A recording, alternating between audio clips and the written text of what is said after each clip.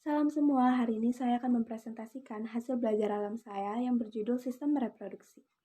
Apa itu sistem reproduksi? Jadi, manusia sebagai makhluk hidup akan melakukan reproduksi.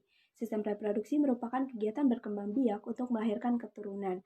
Dalam prosesnya, reproduksi terjadi atas pencampuran antara sel kelamin perempuan, yaitu sel telur, dan sel kelamin laki-laki, yaitu sperma. Jika tidak bercampur, maka reproduksi tidak akan terjadi. Jika percampuran terjadi, maka pembuahan akan terjadi. Sistem reproduksi terdiri dari pria dan wanita. Saya akan menjelaskan sistem reproduksi pria terlebih dahulu.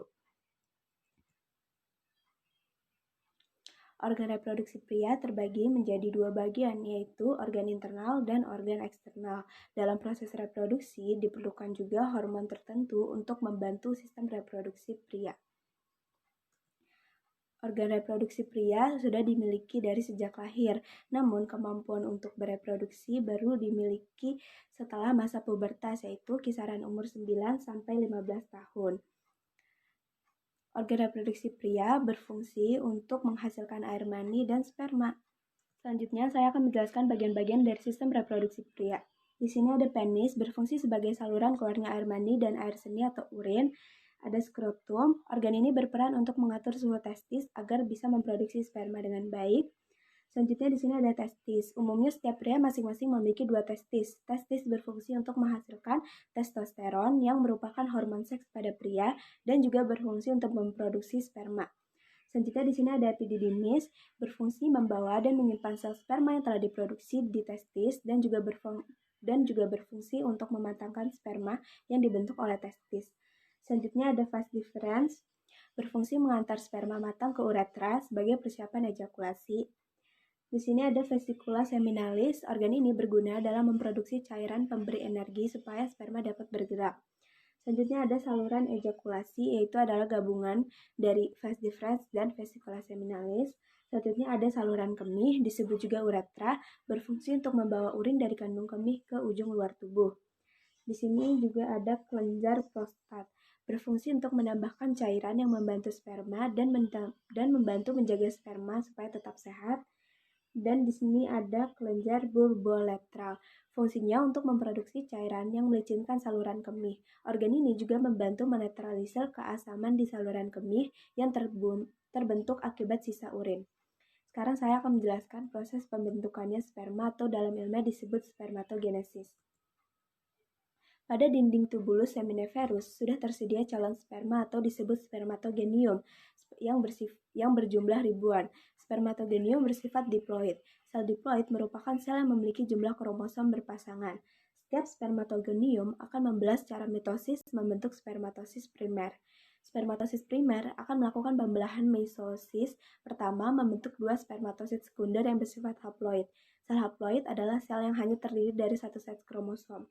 Tiap spermatosit sekunder melakukan pembelahan meiosis kedua, menghasilkan 4 spermatid yang bersifat haploid. Keempat spermatid ini berkembang menjadi sperma yang matang yang bersifat haploid yang semuanya fungsional. Nah, selanjutnya sperma yang matang akan menuju epididymis, selanjutnya ke vas deferens, vesicula seminalis, dan uretra, serta berakhir dengan ejakulasi. Nah, jika kalian tidak bisa merawat organ reproduksi kalian dengan baik, maka akan beresiko terkena penyakit. Nah, apa saja sih contoh penyakitnya? Di sini saya akan menjelaskan beberapa. Yang pertama ada penyakit epididymis. Epididymitis. Penyakit ini terjadi akibat adanya peradangan pada epididymis, yaitu saluran di dalam skrotum yang menempel pada testis. Epididymis dapat menyebabkan buah zakar bengkak dan nyeri, air mani yang mengandung darah, nyeri saat buang air kecil dan ejakulasi, serta gangguan kesuburan. Selanjutnya di sini ada hernia inguinal. Kondisi ini terjadi ketika dinding perut bagian bawah melemah sehingga usus turun ke kantung testis atau bagian samping penis yang menyebabkan testis terlihat lebih besar. Benjolan tersebut muncul ketika beraktivitas seperti mengangkat benda-benda berat dan lain sebagainya. Namun, umumnya ketika posisi yang terlentang akan kembali normal. Selanjutnya ada balanitis. Balanitis adalah kondisi iritasi atau peradangan yang terjadi pada bagian ujung penis atau kepala penis. Kondisi medis ini sering diderita oleh laki-laki yang penisnya tidak disunat. Gejala dari balanitis ini adalah pembekakan dan kemerahan pada kulup atau bagian kulit ujung penis yang tidak disunat, klub yang menjadi mengencam, serta keluarnya cairan pada kepala penis. Nah, bagaimana sih supaya kita tidak terkena masalah pada organ reproduksi pria tersebut, yaitu dengan menjaga kesehatan alat reproduksi pria, yaitu dengan berhenti merokok dan tidak mengonsumsi alkohol, menjaga berat badan dan makan makanan yang bergizi, dan hindari paparan racun. Nah, sekarang saya akan menjelaskan sistem reproduksi wanita. Organ reproduksi wanita terdiri dari eksternal dan internal. Sistem reproduksi wanita berfungsi untuk memproduksi sel telur dan juga berfungsi sebagai wadah mengandung bayi atau rahim selama kurang lebih 9 bulan. Di sini saya akan menjelaskan bagian-bagian organ reproduksi pada wanita. Di sini ada vagina, berfungsi sebagai jalan masuk sperma menuju rahim dan sebagai jalan keluar darah menstruasi serta juga jalur lahir bayi. Selanjutnya ada serviks. Dinding serviks bersifat fleksibel sehingga dapat meregang dan membuka jalan lahir saat persalinan. Selain itu, serviks juga berfungsi untuk melindungi rahim dari infeksi dan sebagai jalan masuk sperma saat berhubungan seksual. Dan selanjutnya ada uterus, berfungsi sebagai tempat berkembangnya janin.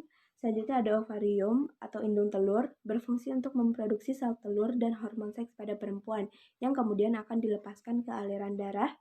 Selanjutnya juga ada tuba falopi. Saluran ini berfungsi sebagai tempat berjalannya sel telur dari ovarium menuju rahim saat ovulasi dan sebagai tempat pertemuan sel telur dengan sperma saat proses pembuahan. Dan di sini ada labia mayora dan ada labia minora dan juga ada mons pubis. Jaringan ini mengandung kelenjar untuk mengeluarkan minyak dengan feromon yang meningkatkan daya tarik seksual.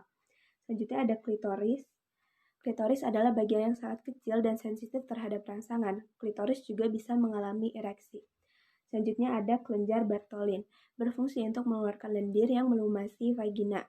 Selanjutnya ada vestibular bulbs, berfungsi sebagai yang berisi jaringan erektil, yaitu saat seorang wanita merasa terangsang, bagian ini akan terisi banyak darah dan akan membesar. Nah, sekarang saya akan menjelaskan proses menstruasi atau secara singkatnya.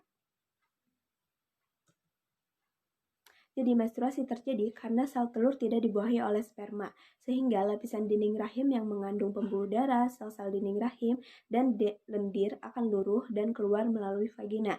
Nah, inilah yang dinamakan proses menstruasi. Siklus menstruasi umumnya terjadi selama 28 hari dihitung dari hari pertama periode haid selanjutnya. Nah, ketika menstruasi, biasanya wanita akan merasakan nyeri di bagian bawah perut dan punggung. Selanjutnya saya akan menjelaskan proses pembuahan atau fertilisasi. Dalam proses ini, alat kelamin pria atau penis dimasukkan ke dalam alat kelamin wanita atau vagina. Selama proses ini, sperma akan disalurkan ke vagina, selanjutnya menuju rahim dan tuba falopi. Di tuba falopi terjadi pembuahan sel telur oleh sperma. Ovum matang dilepas ovarium dan ditangkap rumbai-rumbai pada corong tuba falopi. Nah, jika sperma masuk, ovum dibuahi. Ovum yang sudah dibuahi membentuk zigot dan kemudian zigot bergerak menuju rahim. Jika ovum tidak dibuahi, jaringan dalam dinding rahim yang telah menebal dan banyak pembuluh darah akan rusak sehingga terjadilah menstruasi. Nah, jika proses pembuahan berhasil, maka akan terjadi yang namanya kehamilan. Kehamilan adalah proses yang terjadi dari pembuahan sampai kelahiran. Proses ini dimulai dari sel telur yang dibuahi oleh sperma, lalu tertanam di dalam lapisan rahim, dan kemudian menjadi janin. Kehamilan terjadi selama 40 minggu antara waktu menstruasi terakhir dan kelahiran. Selanjutnya saya akan menjelaskan sedikit perkembangan janin yang ada di dalam kandungan. Pada usia minggu keempat, sudah tampak pertumbuhan mata dan telinga pada janin. Nah, selanjutnya pada usia 8 minggu, janin sudah terbentuk seperti bayi dan mulai tampak jari tangan, hidung, dan kaki. Usia 10 minggu, panjang janin kurang lebih 6 cm dan sudah terlihat seperti bayi. Ukuran kepala lebih besar daripada ukuran badan. Sekitar usia 16 minggu, panjang janin telah mencapai berat 10 cm yang memiliki organ yang sudah lengkap. Selanjutnya pada usia 40 minggu, janin sudah siap untuk dilahirkan. Nah, selama di dalam rahim, embrio mendapatkan nutrisi dari induknya melalui plasenta. Dan masa kelahiran anak adalah proses akhir dari kehamilan yang sukses sehingga menghasilkan bayi yang dilahirkan. Jadi ya. Nah, seperti tadi, jika kita tidak menjaga organ reproduksi kita dengan baik, maka akan beresiko terkena penyakit seperti beberapa yang akan saya jelaskan. Yang pertama ada sindrom ovarium polikistik. Sindrom ovarium polikistik adalah penyakit pada sistem reproduksi wanita yang cukup sering menyebabkan masalah kesuburan. Penyakit ini sering ditemukan pada wanita yang berusia subur. Penyakit ini disebabkan oleh gangguan pada ovarium atau kelenjar adrenal sehingga hormon androgen atau hormon yang ada di hormon seks laki-laki lebih berjumlah banyak di dalam tubuh perempuan. Penyakit ini juga rentan terjadi pada wanita yang memiliki kelainan hormon dan diabetes. Selanjutnya ada endometriosis. Kondisi ini terjadi ketika lapisan jaringan di rahim tumbuh di organ atau bagian tubuh lain, misalnya di ovarium, saluran cerna, atau kandung kemih. Penyakit ini banyak menyerang wanita usia 30-an hingga 40-an. Gejalanya bisa berupa nyeri pada panggul atau perut yang sangat menyakitkan, pendarahan di luar masa menstruasi, hingga nyeri saat BAB atau saat berhubungan intim. Selanjutnya ada radang panggul. Penyakit radang panggul disebabkan oleh infeksi yang menimbulkan peradangan pada organ reproduksi wanita. Nah, penyakit ini biasanya terjadi akibat masuknya bakteri dari vagina ke panggul, lalu menimbulkan peradangan di daerah tersebut. Penyakit radang panggul juga bisa disebabkan oleh infeksi menular seksual seperti gonore. Nah, gejala radang panggul biasanya berupa nyeri panggul dan perut, nyeri saat berkemih atau berhubungan seksual, demam, dan munculnya cairan atau darah dari vagina. Jika tidak segera diobati, penyakit ini akan bisa menyebabkan komplikasi berupa infertilitas. Nah, bagaimana cara menjaga supaya kesehatan reproduksi wanita? Yaitu makan makanan yang sehat, hindari stres, jaga berat badan, hindari minuman beralkohol dan berhenti merokok, dan juga istirahat yang cukup. Sekian presentasi dari saya. Bila ingin membacanya lebih lengkap, bisa membaca buku saya di perpustakaan. Terima kasih.